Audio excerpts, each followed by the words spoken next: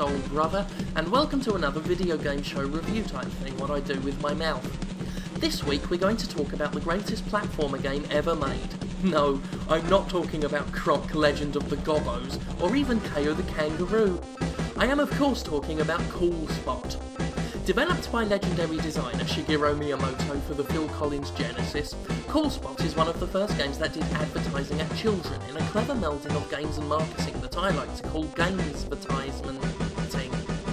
While most of you won't actually know this, Cool Spot was actually an actual commercial, the whole game being an excuse to promote a popular drink, which I can't remember the name of. I think it was Umbongo.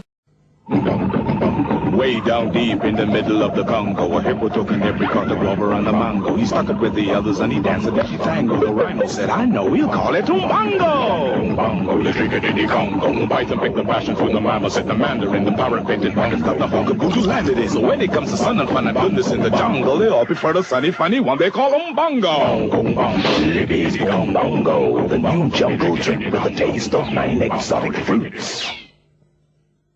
Cool Spot caused quite a controversy when it was released because the character of Cool Spot resembled those red dots that them people have on their heads, Buddhists or whatever they were. After 9/11 there was a lot of controversy around the subject of Buddhism since they're the ones what do terrorism, so I think that releasing this game was in very poor taste, even though it was released about 10 years ago, but that doesn't matter because they should have known better. My dad used to call those red spots Packy Dots, which wouldn't be a problem except he said it in front of Mr. Patel who ran the local corner shop. He also once put a brick through Mr. Patel's window. I don't think my dad was racist though. He had a Stevie Wonder album and said he only really hated the Chinese and they wasn't a race anyway. I loved my dad. We think he's dead. Cool Spot was very much like the superb Mario Brothers, but it was about 10 times better actually, by the way. It had better things like graphics, and the main character wore sunglasses like Roy Orbison, who directed the movie Pretty Woman.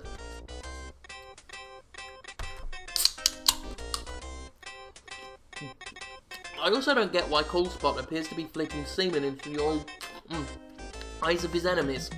He just sits there flicking this white stuff at Crab's eyes. It doesn't make much sense, and I almost get the feeling that the people making the game didn't really care about what they were doing.